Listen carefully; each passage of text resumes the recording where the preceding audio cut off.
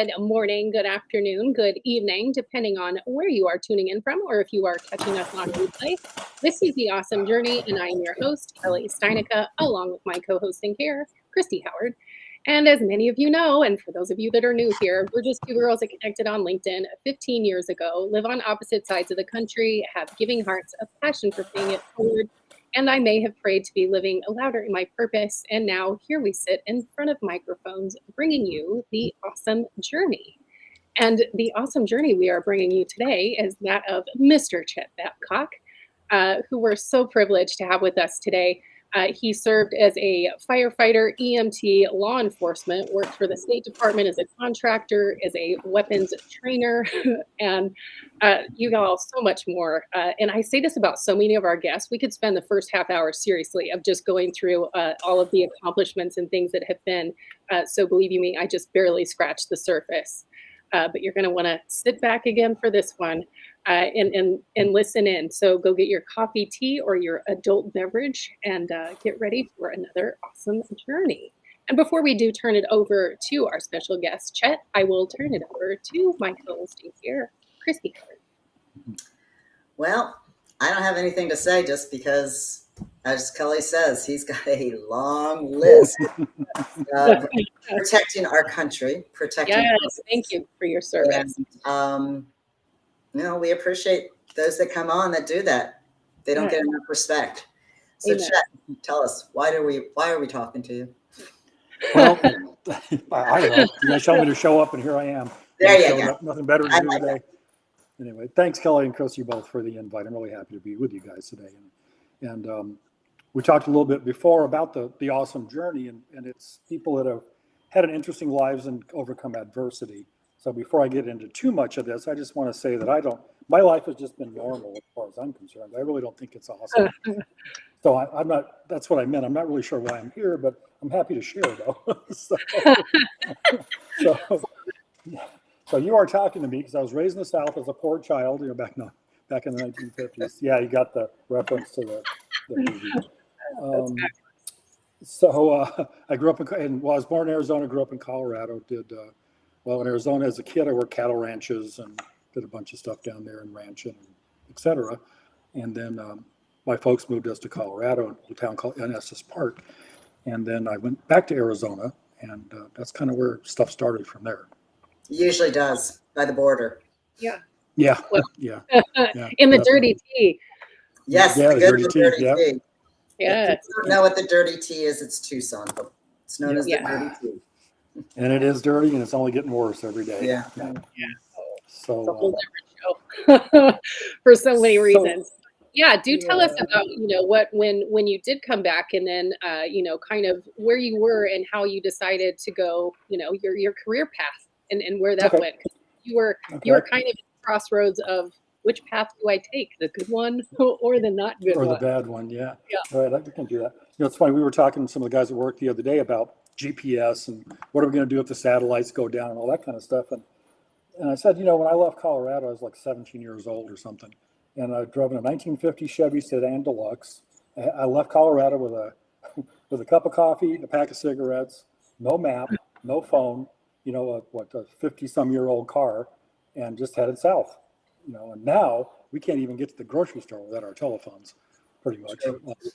So anyway, I got back to Tucson, and my life had kind of taken a weird turn at that point. I was working for an auto parts store, and I was kind of hanging around with a lot of motorcycle gangs, a lot of unsavory individuals in that world, a lot of clubs and things, kind of as a hang around. And there was the manager of the store that I was working at. One of his best friends was a Tucson PD cop. So he took me in the back room and got me by the hair one day and said, "All right, boy, you're at a crossroads." He had long hair back then that he literally. Literally, quite literally. Yeah, I think he got an ear in there too. But he said, "All right, you're at a crossroads in your life here. You can go down the path to bad, or you can go down the path to good." And he said, "It's time for you to start making some decisions about where you want your life to go." So I said, "Okay, I'll think about it." Dumbass. What does he know? And, So about a week later, a battalion chief from the fire department had also come into the store, and we got to talking. He said, we got an academy class starting up pretty soon. Why don't you test and let's see what happens? So I did. I have no idea why. It just seemed like the thing to do at the time.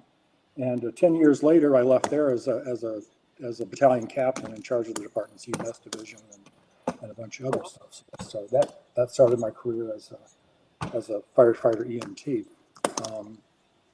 A lot of stuff going on with that's a whole, the whole public safety employment career path is kind of interesting. You see a lot of things, especially as a firefighter, that most folks aren't exposed to.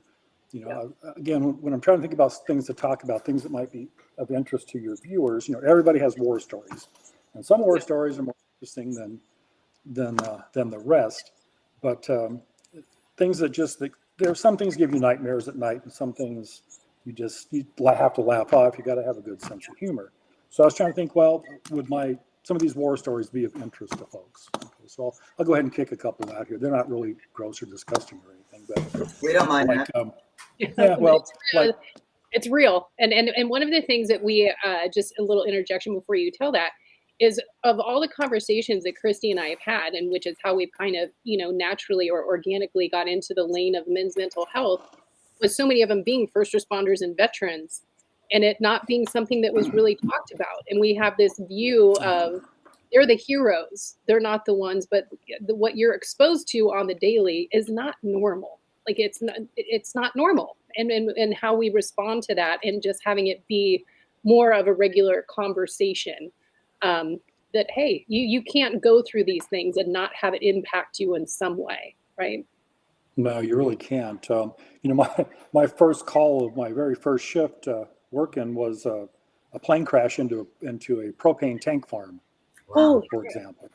And the second call was a code arrest where the guy had coded. He had his head on the floor and bled out on the kitchen floor.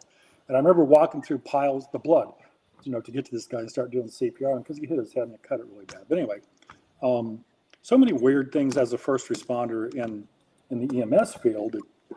You sometimes you just can't comprehend. Like what do you do when you arrive at a traffic accident scene and a young father walks up and hands you this little bundle that's his 3-month-old baby and looks at you and says, "God, please help my baby."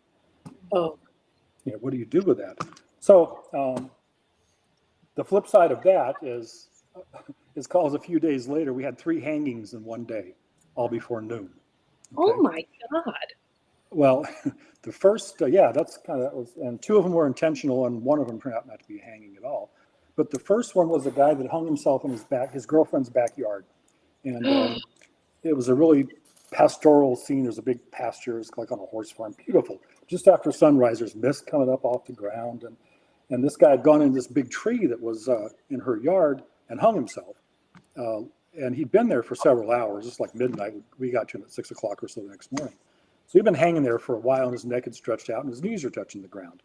Well, his plan was he's going to hang himself. And when his girlfriend got up in the coffee, because she left him, and when she got up in the morning, the first thing she would look out her window and see was him hanging from this tree. Well, unbeknownst to him, he was in San Diego for the weekend, so that didn't work. Well, it really doesn't matter. I mean, I hate to say it, he doesn't know how it did, because he doesn't. Yeah. And when you're seeing that, we've talked to the first responder. Everybody we've talked to that are in that field of seeing just terrible things. How do you I know that there's times where you'll just sort of chuckle, like, yeah, you have to, right? Go through the emotion to not take it all in. However, as you said, when a father hands you this bundle, and of course your heart's breaking, but you can't show that, yet you have to go home and deal with it. How or not? And how do you keep on going? Okay, I developed my personal technique for that is I call it file cabinets. I put every experience in a file cabinet in my brain, okay, and it's full of different experiences. Some experiences in the file cabinet, you open up and take them out and review them occasionally, and use that as an outline as you go forward in your life. Some other files within your cabinets are best saved for sometime when you're sitting around with the guys, having a few beers at the bar, and you can bring out and talk shit with. And then there's a section of file cabinets way in the back and way in the bottom, where the files that never come out. They've been locked away in there for perpetuity. So that's how I deal with it. I just compartmentalize. You have to. You can't survive it any other way. To finish up the hanging stories real quick, the second one was an older guy that wrapped a bathrobe tie around his neck, threw it over the door, and leaned forward and killed him. Nursing home. And the third one was somebody was walking by a house, and they look through the window, and they see a head leaning up like against the window. This gray hair, and it looked like somebody was hanging there. Well, of course, I'm thinking, well, sure, 3 hangings in one day, why not? So we get to the scene, we come around the alley in the back, and I went over a chain link fence with barbed wire on the top to get to this door so I could get inside, and opened the door, went in the house, and somebody had leaned an ironing board up against the door, and there was a gray wig that they had washed that was resting on the ironing board drying. Oh my God. And that's what that turned out to be. So, Goodness. yeah. Exactly. So that's to answer your question. That's how you deal with shit like And that's that. a good story to say. Okay, but then the third one wasn't Right. hanging. Right. So you got to have a Add sense of some humor. levity to the day. I mean, oh my Exactly. gosh. And I just know from a lot of folks that I've been friends with over the years that work in that space. And at first, I didn't understand it. And when I say at first, I mean when I was very young, and then first around my ex-husband was a police officer, so I was around a bunch of police officers. And the way they would talk about certain things on an occasion would just kind of make me go, dang, guys, like how disconnected. But then understanding you have to dehumanize to a degree just in order to be able to deal with it. And I think one of when we had Chris Fields on, he, for those of you that may not know, he was the firefighter with the iconic photo that came out of the Alfred P. Murrah building after the Oklahoma City bombing, holding baby Bailey Allman. And of course, devastating nonetheless. But where he choked up while he was talking to us was the day-to-day calls. He said, when someone's coded, I have goosebumps, and walking down the hall and seeing this life with this family and going to this 90-year-old man and saying, yes, he's passed. And he teared up telling that. He goes, those are the ones, they're all hard, but those are the ones that get you are just the day-to-day, because the wife, having to tell her, yes, he's passed, and her saying, what am I supposed to do without him? We've been together for 65 years. And I mean, yeah. So just total side note with that, because I think it's common, and I can understand why you would have to dehumanize it to be able to deal with it and compartmentalize it. And I think that was such a good way to say it, is that there's even different levels of filing cabinets, the stuff that you can handle, and then the stuff that's like, nope, don't ever want to visit that one again. Because I would imagine that kids have to be the worst. I mean, I don't know how it gets any worse. You want to know my worst one? The worst one that I ever had out of all the violence and death and destruction. There was a young girl. Well, actually, there's two. Let me have a few. I'll make them fast. There's two. The first was. You've got time. Okay. Go. All right. Well, the first was again, somebody walking by a house, you look in the window, see a body lying on the floor. Okay. So we get there, What go are in these the door. people doing looking in people's windows? I mean, Well, I used to yeah, exactly. New York. The curtains were open. So we get to the house, go inside, and I see bloody handprints going down the wall. Got white walls, bloody handprints, like kind of a horror movie. Okay, so we're clearing the house, get in the living room, and there's this young girl lying on the floor. She's on her stomach. She's been tied up in a hog-tied position. Well, to make a long story short, she had a guy over and she's wearing lingerie, red and black lingerie. Okay, so she'd invited a guy over. I guess they got frisky or whatever, and something on him snapped, and he stabbed her 27 times with a barbecue fork, which my God. which he left stuck in an intimate part of her as he left. And there was, when people bleed a lot, and if it's been a while, it piles. it doesn't, it's not a pool, it's a pile of blood. The couch, dripping down the side. He chased around the house. There's bloody handprints everywhere. That's one. The second one was, it's always girls. It's always women. I don't know what it is with me. Because we're stupid. We bring these men home. Yes. Boyfriend's supposed to come over for dinner or for breakfast. He didn't show up. She shot herself with a .22 right to the chest. And that's a tough one. I mean, that's a weird one too. Yeah. That's a weird. So she's laying there. Yeah, she's faced down on the table. We're trying to work her, and it's just, because she's 22 years old, we're going to work her, even though it's not. We obviously know it's not going to happen. So anyway, get her to the hospital, get her in the emergency room. It's a teaching hospital that shall remain nameless. They continue to try to code her, and they think, well, we're going to go ahead. We got students here. We're going to go ahead and crack her chest, do open heart massage. All right, cool. So they got her on bed, got her all stripped down. She's stretched out. They started doing the chest incision, and whoever was doing it, she was alive. Oh no, she's dead. But whoever was doing it he slipped and cut off one of her breasts, and it fell off and landed on the floor. Oh, yeah. It just, that one just. So I left. I couldn't stay for that. It was just what do you do with that? Hard pass. yeah, without a doubt. But she left. She fixed breakfast for this guy. Left a little note, and all this stuff, and flowers. The whole little flower, the vase, and she didn't touch any of it. But because he didn't show up, she killed herself. What the hell? Why? Oh my God, that's awful. I mean, just like the guy himself, hated his girlfriend. That makes. I mean, that's just sad and sick and all of the things. But women usually don't shoot themselves either. So that she meant it. That's a tough hold. Yeah, it's a very tough hold. Yeah, from somebody who was just shooting some guns. Yeah, she was. Yes, and this is where we did bond with Chet. Not gonna lie, when he was talking about his weapons training and contracting and what he does, we're like, you should only want to come visit. Definitely. Because I fell in love with an AK. Good choice. So you went from being a first responder to EMS, then I got all over the place. Yeah, I kind of got tired of nothing against firemen. No offense, guys. I mean, it's tough, hanging out watching TV and sleeping and while you're in your lazy boys and your recliners and shit. So no offense, but I got tired of doing it.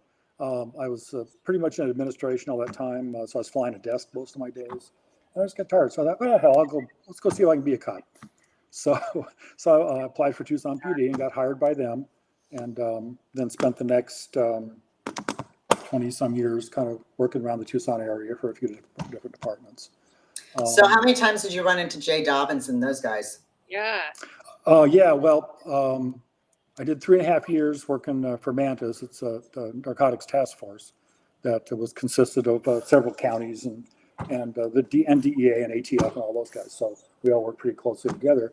And it's Tucson, so we're close to the southern border. So we did a few cases, back and forth and intermingled with our cases kind of commingled in a lot of ways. That's kind of where I met all that bunch of wild men. We went to I was married at that time. That's another one that didn't last very long. But we went to a party. That's a normal thing for most people. Since you brought it up, we went to Jay's house for a party. Well, he came to my birthday party, which. Well, never mind. When I woke up the next morning, I was partially naked with lipstick all written. That would be Jay. Yeah, that would be all those exactly. Guys. So my wife at that time had never met Jay. So I walked into his house. We walked into his house. He comes up to me, gets me by the collar, and gets me in a lip lock, and says, "I'm glad you showed up here," and lets me go and walks off. And poor Kelly, she's just kind of standing there like, "What the hell was that?" So this guy just kissed you on the mouth, But again, if you know Jay, that's kind of normal behavior, right? Yep.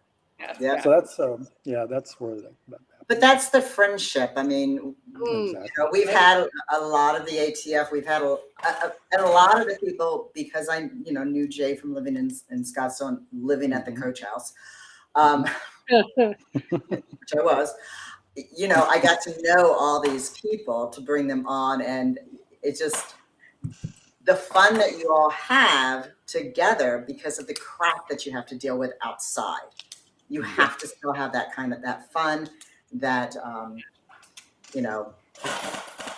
partnership. Camaraderie, right? Yeah, Yeah, that's the word. I was about to say it, but I knew I was going to screw it up. So I caught it. I Yeah. caught it up here. you got that. Yeah. It's going to come out of Christianese. Yeah. So Yeah, I that's do, a I do tough want to one. be sure that, yeah, with you going into police work, which all of it to me makes so much sense, because here you were on this path between good and evil, starting your career. Someone grabbed you by the hair literally and said, dude, you got to get your shit Literally. together and make the right choice. And then you were like, I'm bored. I need to do something that's more exciting. I mean, so it all makes sense to me, hearing it all pan out. But when you were with the PD, because you were motor officer for a while, I wanted Right. to be sure that you shared your legit or literal come to Jesus moment when God was basically literally kicked you in the head. Right. Yeah. Quite literally. The last 6 years or so. Well, after I came out of the task force, I went into motors from there, and then I did the last 6 years of my career was on an Indian reservation, the 𝑨𝒑𝒆𝒏𝒆𝒚 tribe south of Tucson. Great place, best place that I ever worked out of all of them. I thoroughly enjoyed myself there. But when we're one other thing, well, motor cops are a different breed also, and especially Yes. air cops. Okay, you if you're as a patrol officer, you have, and it takes a certain mindset. As a patrol officer, you have some discretion. I mean, do I write a ticket? Do I not write a ticket? Do I educate? What do I do? Motor cops don't have that discretion. Traffic enforcement is your job, period. When you're in the academy, the motor academy, they like cut your heart out and put it in a little box and say, here, take this home with you. You can put it in when you get home, but when you go to work, as soon as you put your boots on, take your heart out, because you don't have that discretion. If you get stopped by a motor cop, you're going to get a ticket, period. That's all there is to it. There's no arguing, there's no nothing. So, and for any place where it's hot, if you want to know where a motorcycle cop is, look somewhere in the shade, any shady area under a tree, or find a convenience store, because they're going to be in the freezer cooling off. Especially when you're in Arizona. Exactly. I remember it being so hot that I'm sitting at a stop at a red light. My hands are up and I'm watching steam come off my gloves because it's so hot. So anyway, that's kind of what that's all about. So just to let people know, because you were on the Indian reservation, and my question was it like Yellowstone? Because you always knew the cops, but you said it was like Longmire, right? Yeah, more like Longmire, yeah. Which I actually like better that comparison. show better than Yellowstone. Right, yeah. Yellowstone's it's good, but it's different. But the Indian tribes, the Indian nations have their own set of problems. Depending on the tribe, there's a lot of stuff that goes on there that can be saved for another time. But I did my last 6 years there, so how this, I said earlier, sometimes God will tell you He wants you to dig a hole, right? But He's not going to give you the shovel. You got to find your own shovel to dig that hole with, okay? And sometimes I think we're set on paths that will eventually get us to where He wants us to be. All right. Well, this is kind of one of those paths. All right. So, in between, I was working on the reservation. In between all of this, I decided that I had an opportunity to go to Afghanistan for a year and work there with the State Department as a contract. So they only hire cops. It was to train Afghan cops, that kind of thing. So I spent a year doing that also, and I just come back from that, and I've been working about 3 months now. Prior to leaving, a couple of things of note in there. I thought before I left, I kind of told myself, maybe you need a mental health checkup before you go do this. This is kind of weird. You haven't had one in a while. Let's go talk to a shrink. So looking at Yellow Pages, found one. And most people in that industry do not go talk to the shrink. They do not. They do not. It was a conscious decision, and there's a reason. I'm about to get to why they don't go talk to them. Walked in, sat down with this lady. We talked about 15 minutes or so, and out of our hour. And she looked at me and said, "Well, we're going to spend the next year and a half getting to the bottom of your self-destructive behavior." And I said, "Yeah, no, we're not." Nice knowing you, nice meeting you, but I'm gone. So that was the end of my experience with psychological intervention, and that's why nobody goes and talks to them. They have no idea. But I just thought, hell, I'll give it a try. Anyway, moving along. There's a bit of a story in how this all comes around to there's a reason for this. Again, cruising down the street in a residential area, and I see this pack of dogs attacking a little old lady that was in the middle of the street. She was probably 85 and 90 years old. They was eating her up, okay? So I go screaming up there, get out, start kicking dogs off. The neighbors come out, we get everything all fixed up and go away. The dogs were put down shortly thereafter, and everybody's happy. Fine. She was injured, but okay. So about a year later, I guess, I just been back from Afghanistan about maybe 3 months, and I was cruising through another residential area. I should know to stay out of those, because every time I get into one of those things on a motorcycle, I get in trouble. I just need to stay out on the highways where I'm supposed to be. I'm just cruising along about 15 miles an hour down the street, and I see this something approaching out of the corner of my peripheral vision, catches up a flash coming out of a yard, and this dog came out and hit the front wheel of my motorcycle in such a way that it walked up the fork in one direction. It compressed the suspension, broke my right foot, tossed me over the handlebars, and I landed on the top of my head. The doc said if I would have been an inch in any direction, I would have either been dead or a cucumber, for whatever was left in my life. And I took a big chunk out of the top of my helmet, rolled over, broke my shoulder, 4 ribs, and my collarbone. Okay. Well, the dog that did all of that damage turned out to be a puppy from one of the dogs from 2 years prior that had attacked the little old lady and put down. So I karma, I don't know what it was. Well, anyway, what it actually turned out to be was God coming down and banging me on top of the head, saying, "You're done." He does tend to do that. Yeah, that's exactly I heard what you happened. that time, God. That's exactly right. Well, actually, I didn't, but at that, I kind of did, but later, I finally, it got through my thick skull. We're still slow. Oh, yeah. Yeah. So that, that was probably another year or so of surgeries and physical therapies and things to get kind of put back together and somewhat functioning. And I had been on temporary duty for a while, light duty, that kind of stuff. And it's time to make some decisions. I got to figure out what I'm going to do with my life. Now, the department was exceptionally good with me. They took really good care of me. They said, look, if you want to stay, we'll go, well, we can put you in the prosecutor's office as an investigator. We'll find something for you to do if you want to stick around. Mm-hmm. I was eligible. I could retire. It's not a problem. So I was laying in bed one night, and things were going downhill fast. I was drinking too much. Oh, there's one of the workman's comp doc in the middle of all this. I was getting a little concerned about pain meds, and the oxy, of course. And I that was going someplace I didn't like where it was going. So I said to him, I said, Doc, I can't take Vicodin because Vicodin gives me horrible nightmares. I said, but we got to do something. Yeah, a lot of people do. He said, and we were trying oxy, and I said, Doc, I don't like what this is doing to me. And he said, well, don't worry about it. We got to deal with the pain first. We'll take care of the pain first. We'll worry about the narcotics addiction later. Not a problem there. Why do we have a problem with people with pills now? Yeah. Yep. And, they want to write you a script way too quick in my book. I mean, that's just me. Exactly. So I said, no, Doc, we're going to deal with it right now. I'll just suck it up.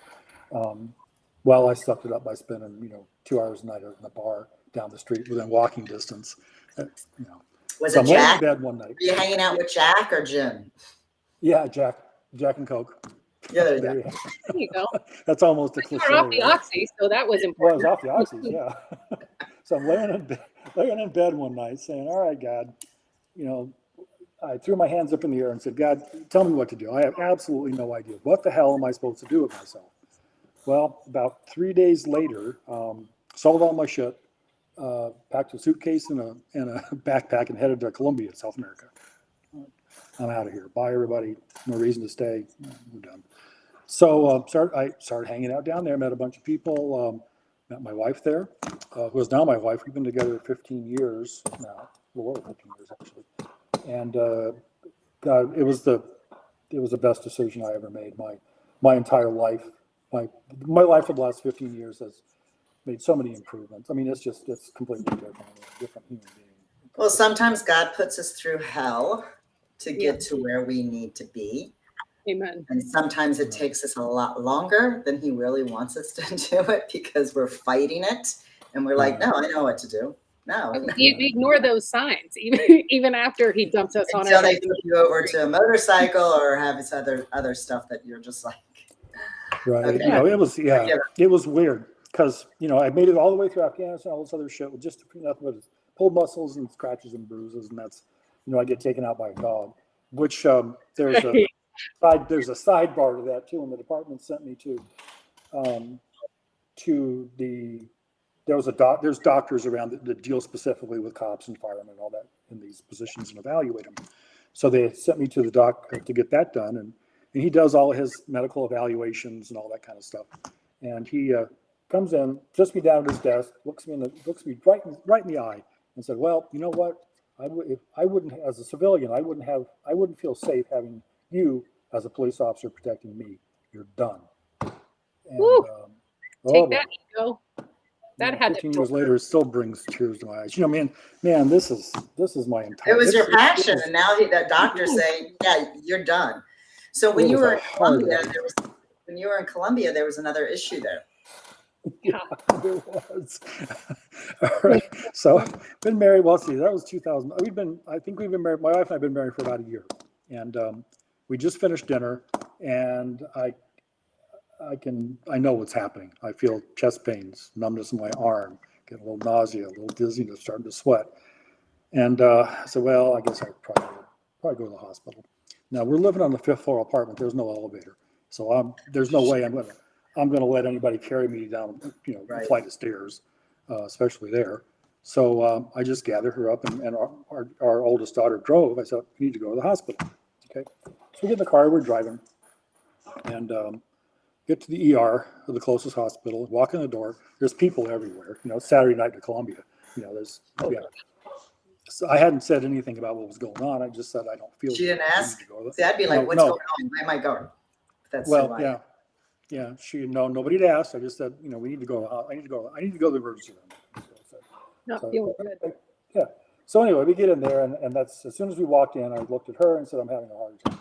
Well, that just fired everybody up. So all of a sudden, I found myself lying in a gurney in a room, and they're trying to get me stabilized, which it's a little bit different. They do things a little differently down here because they were doing an angiocath was where they started with.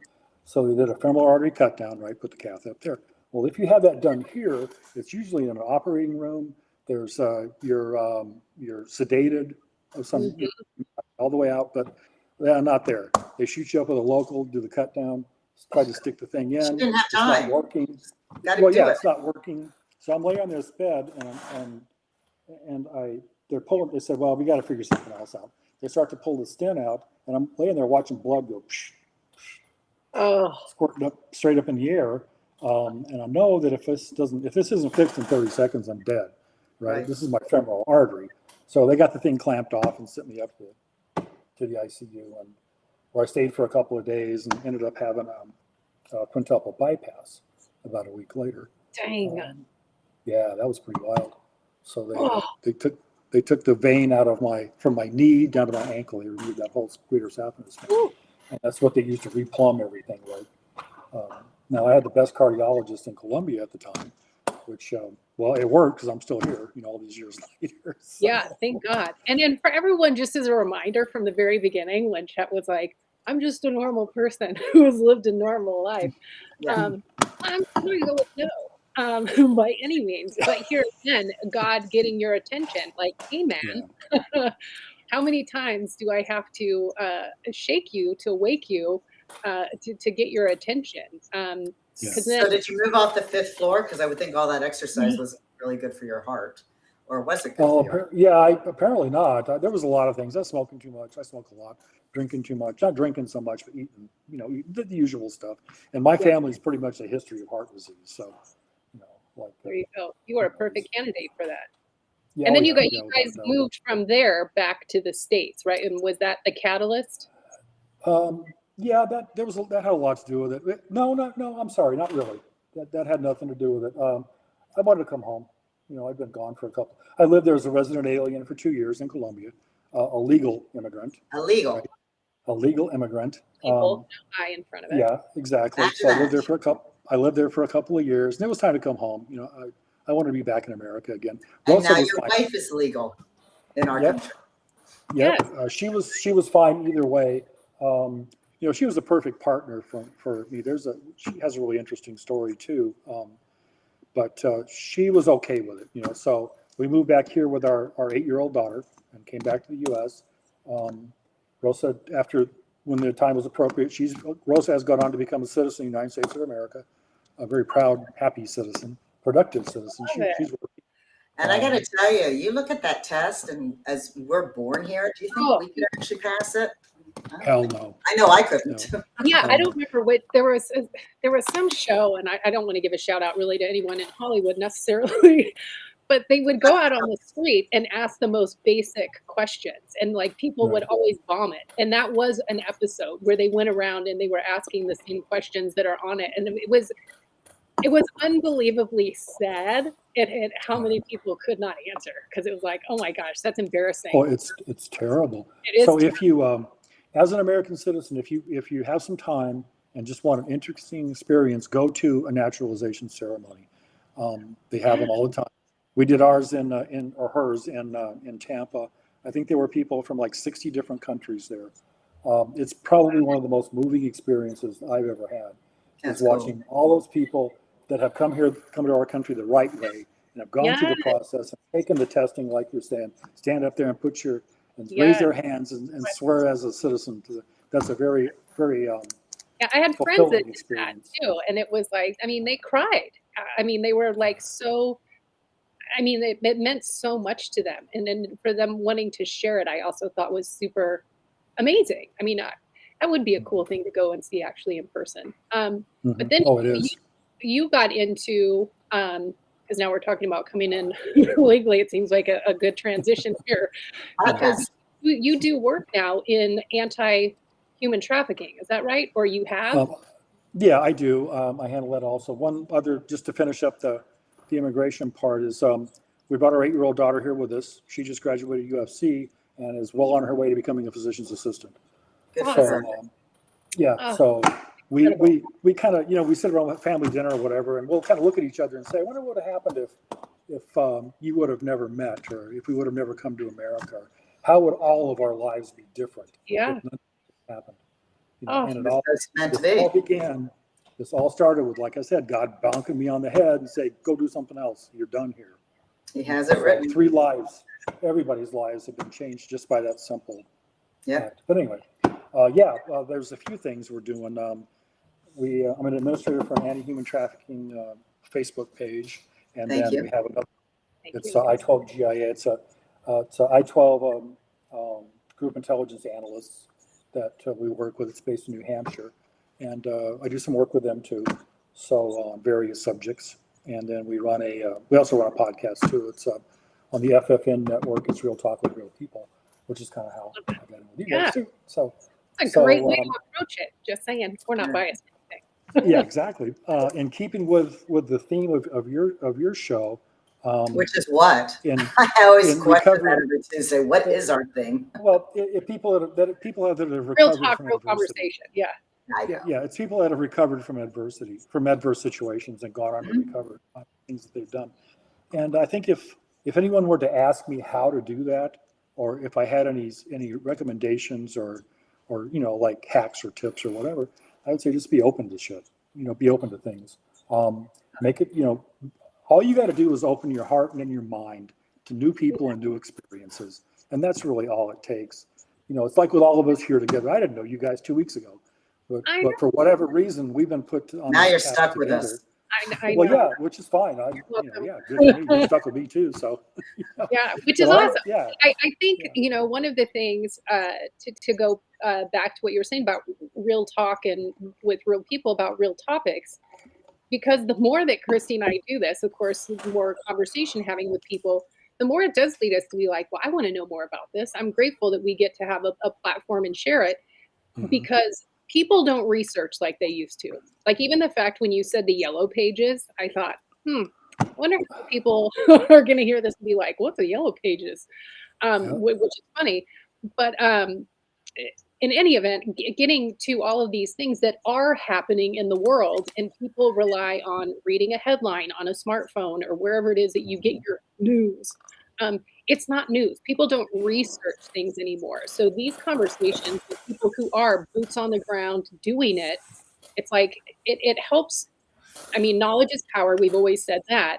But it also helps, if you have a belief system, which is where I believe our opinions come from, my opinions have adjusted over what we've learned this past year, having all of these conversations that we've been so blessed to have.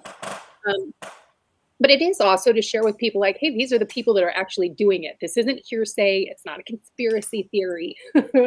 This is actually what is happening. Because the trafficking part terrifies me for the sense of it's so silent. Like, that's so weird to me. Well, because it's $1 billion industry in the United States and around the world. And you've got the West Coast and DC. So gross. It's just, I mean, hearing stats when they say the Americans are the biggest consumers of human and sex trafficking. I mean, that just kind of makes me sick. I don't know. Epstein, hello. I mean, you got Epstein right there. Yeah. I don't get it either.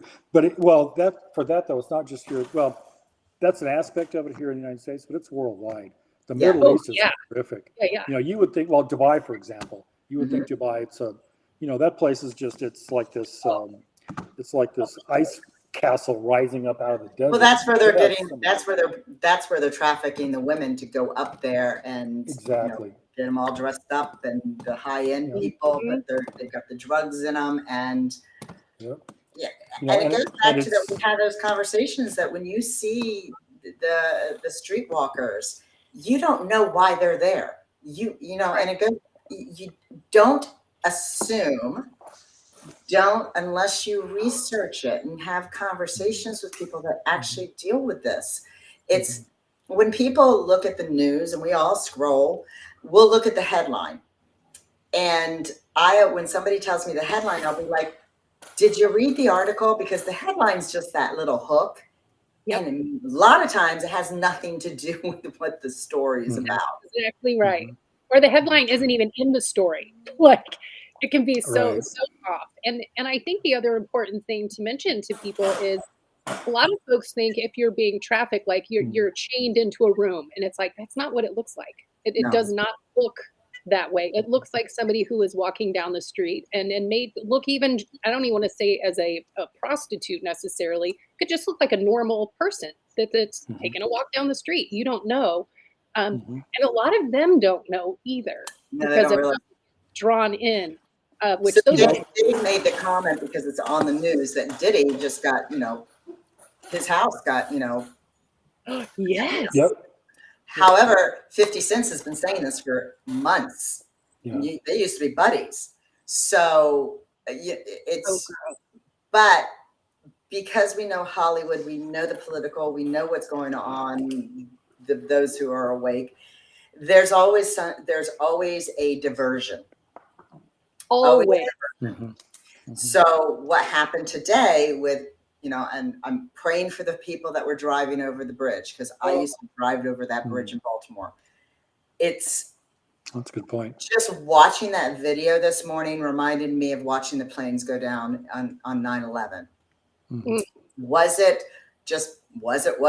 or was it something else? We don't know, just like we won't know about Vegas. We won't know about this. And, there's so many things that we won't ever know. And as a conspiracy, I don't know. Some of these conspiracies tend to come out as the truths. COVID? Yeah. I mean, when we were just talking about the bridge as an example, and I'll toss this back over to you, Nick, is there had to be an awful lot of people involved for that to happen because it's not like it can just make a turn and go under a bridge where it doesn't fit. There's so many people that are involved in that process before it goes somewhere that you can't help but go, what really happened? Because it is when it gets swept under the rug. Because a lot of people didn't think about Vegas, Christy, and they're going to be going, oh yeah, that story did go away. I had friends that were at that concert. Me too. Childhood friends even. Yeah, quite a few. But it's just interesting how all of that goes away. I mean, it is. because we're stuck in it, we forget. Nothing about Epstein and his chicken, who's, whatever. Elaine. Unfortunately, how our country is, because I'm concerned about our country, yes, the world, but there's different things that we're in a chess game. It's all a chess game. It's all moving parts of when it needs to be, election time, or something, everything else, or something goes, starts being noticed. Well, let's move it to something else. Oh yeah, there's always a deflection. Like, don't look over here, so we're going to make noise over here. And it's just a proven fact. If we're told, and I don't remember how many times it is, but when we're told the same thing over and over and over again, regardless if it's the truth, we will begin to believe that it is a fact and it is the truth. And likewise, when topics go away and people aren't talking about it, people don't believe it exists. We forget. I mean, it's the same thing. I mean, Vegas is a great example, because it is like, didn't y'all ever wonder why that went away? Why it was so hush-hush? And why Jeffrey Epstein, they don't have absolutely everyone? Because they had cameras everywhere. Everywhere. They don't want you to know. I mean, and that's the part, to me, and that's what the whole government.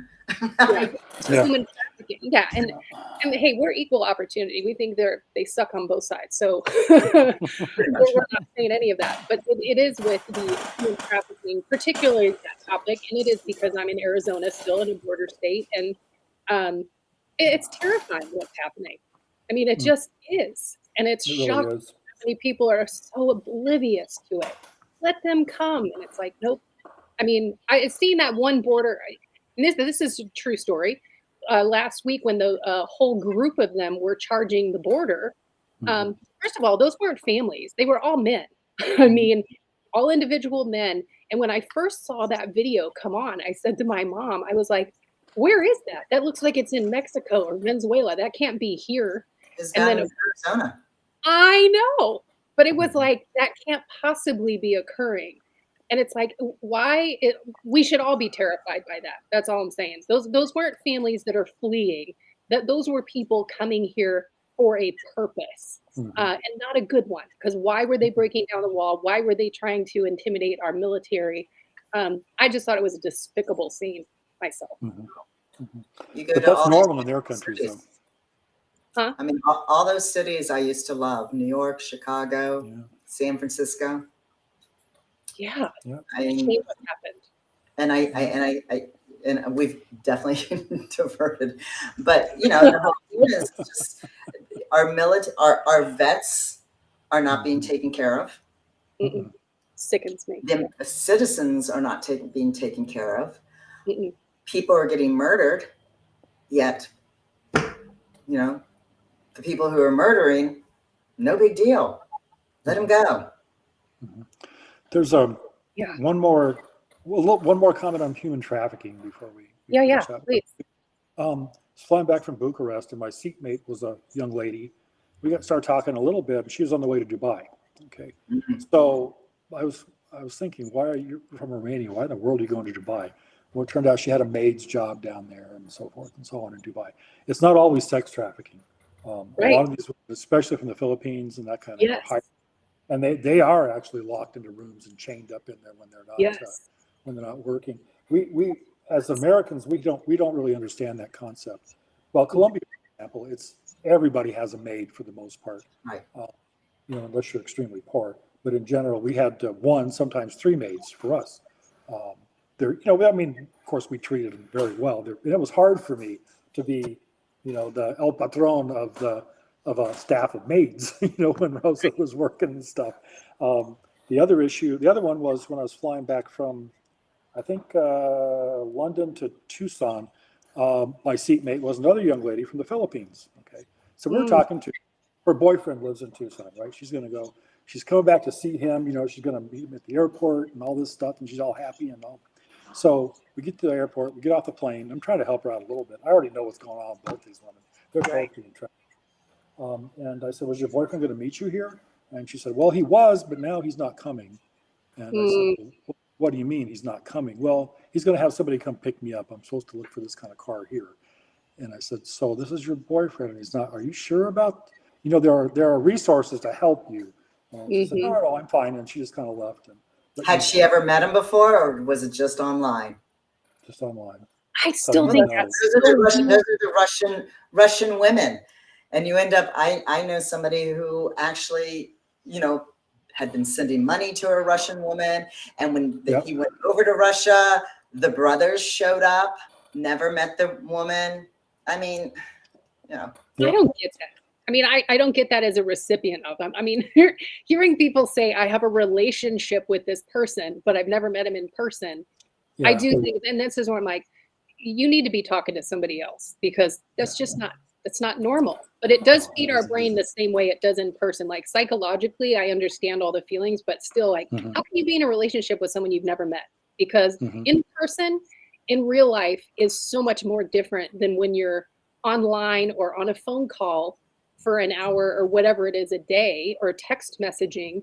Like that just doesn't translate to real. It's not real life.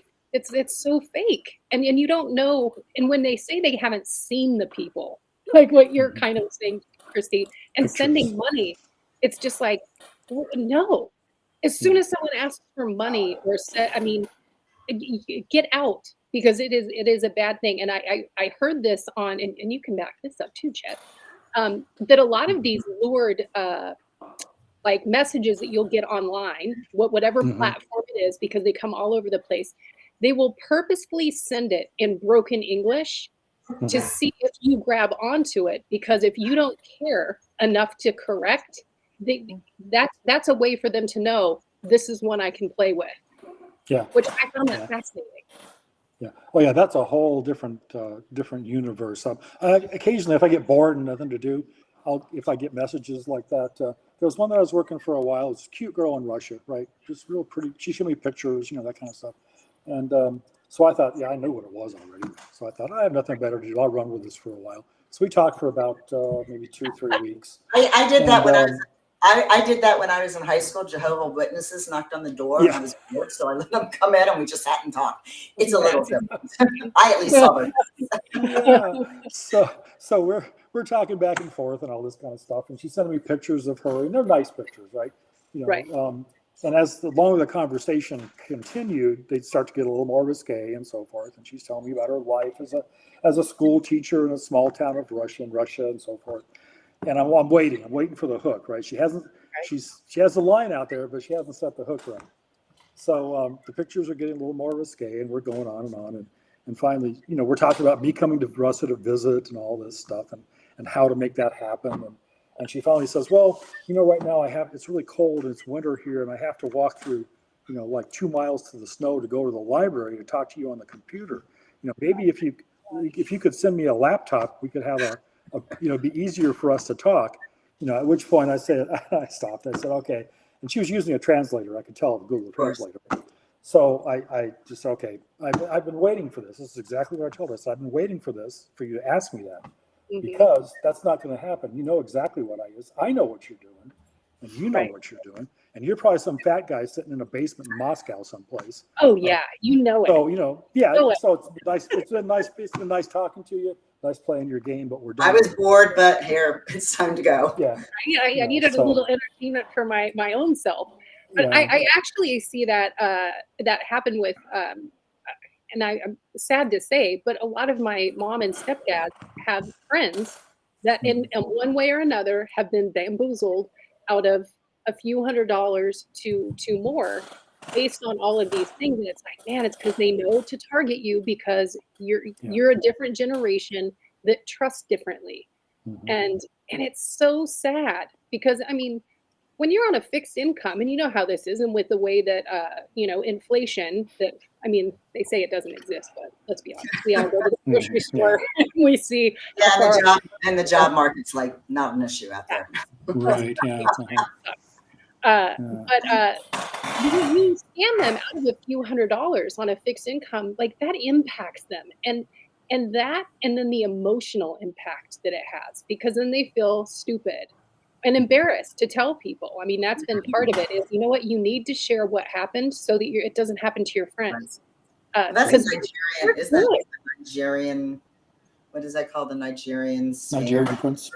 So when I was doing modeling up in Dallas, I got connected by a photographer, and they were going to come in and they were going to send me all this money. They sent me, so I was still learning. They sent me a check, and I reached out to Bob Hummer, and I'm like, there's something, because they want to turn around and want me to pay for it, and then he's like, no. No, they want your bank account. Exactly. It goes into your bank account, and then they're just, it ends up screwing your bank account. But, it just felt off. And I was just like, yeah, that's a lot of there's a lot of jobs. Yeah. I was just going to say that happens because they'll send, and I still get these emails, and they'll say, hey, we've got a client that's confidential. You've got you're a great match. I just need you to send your resume, your phone number, your social security number, and your address. I mean, and it's like a list of things of all the things that you should never send anybody. Or you'll get an email or a text message, you've been hired, and I need you to go out and buy this, and you'll be reimbursed. It's like, first of all, you haven't even talked to the person. How can you be hired? Right. Unfortunately, scammers are out there. And it works. That's why they do it. I mean, it works. Kelly, you made a great point earlier about how do people not know the citizenship questions and what is the yellow pages and all that. And the point is, I guess it's human nature, to fall for this stuff. Because you think about it, our generation, or the time that we're living right now, we have the entire combined knowledge of all of human history, literally at our fingertips. Yep. And people are still so effing stupid about yes. Things. And how does that happen? I've always said, I'm like, isn't it fascinating that, like you said, this little thing here is called a smartphone, which has sucked the brains out of most humanity. I mean, it's terrible. And it's so easy to use. You don't even have to type, just ask Siri or Alexa. And so mine just went off. I'm in a group, and people will ask questions. First of all, I'm like, how do you have a job? Second of all, do you not know Google? Do you not know ChatGPT? Do you not, I don't know, go and figure it out before you ask questions. Use your brain to become things. I'm good about saying, I left college went to 3 high schools, got kicked out of my second one.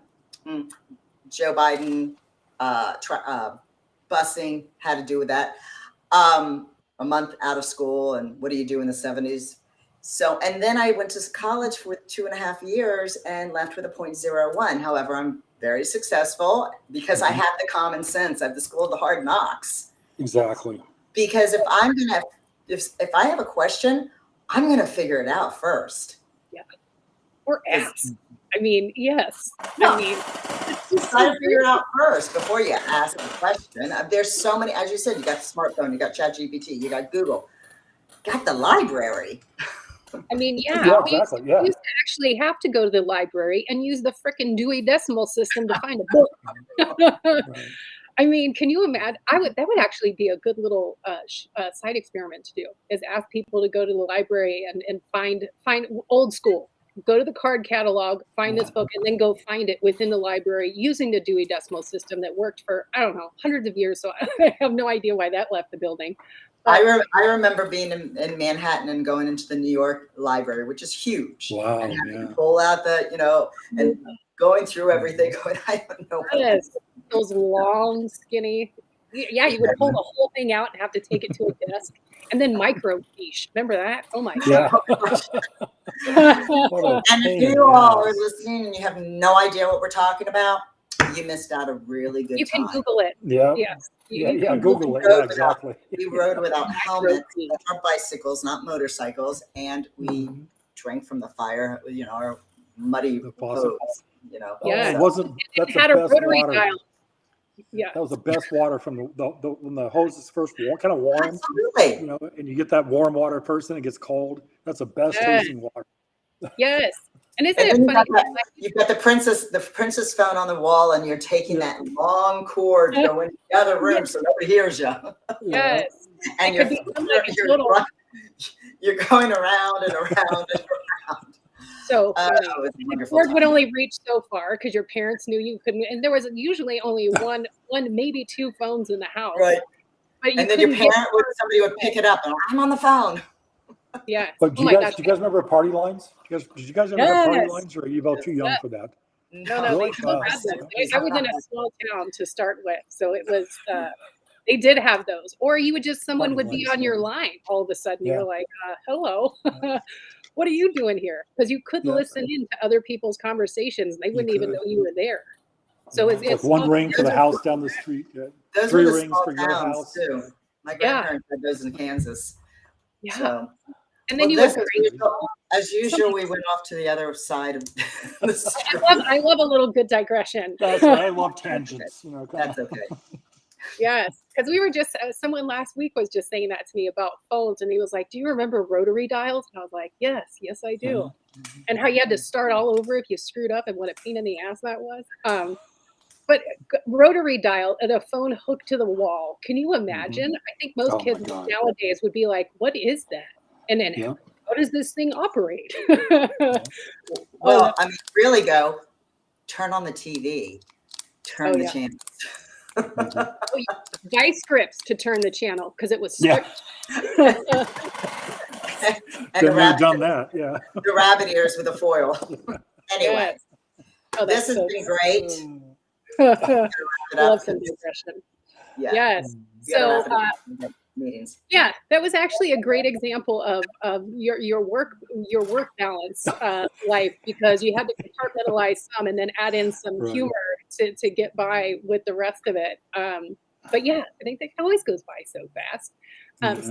You're not a normal. Everybody has a story, and we believe everybody's story is worth sharing, and it helps someone with something, or at least we hope it sparks someone to go out and look these things up if you don't remember them, because they're pretty great. So what are do you have any final thoughts, or what are you working on now, Chet? Or how can anybody we'll definitely share the link to your podcast and stuff too, and all the comments and post promos. Yeah, I've got a few things going on. I'm working as a range safety officer for our local gun range and do a bunch of stuff there. I volunteer my time out there. I also work with a company called Global Elite Tactical Training. I'm their range safety officer too, and we do pretty much worldwide deployments, a lot of operator training, that kind of thing. And I had forgotten, but my partners and I, with Peace of Mind Training and 𝑖12GIA, also we're doing a series of kids' books, children's books, about discovering the courage code is the title of the book. And we just finished the first one, which is for children, and we're going to do young adults next, and then, or actually like teens, preteens, then young adults. And it's we try to game out situations in life and try to make it relevant to their experience at the time.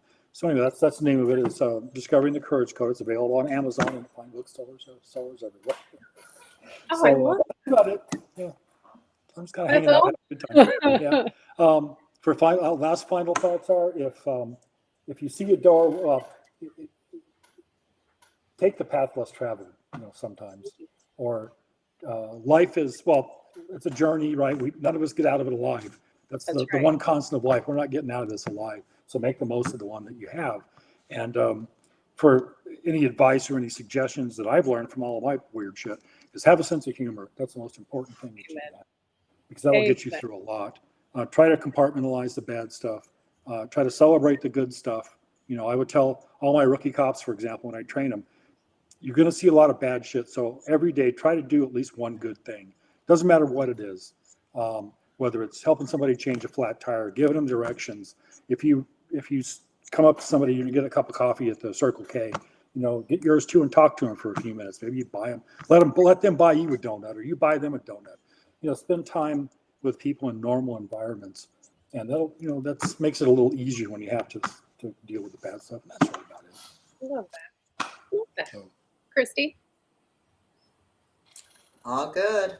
Just praying for the Baltimore people or Virginia people. A video just got sent over to me. And praying for our country.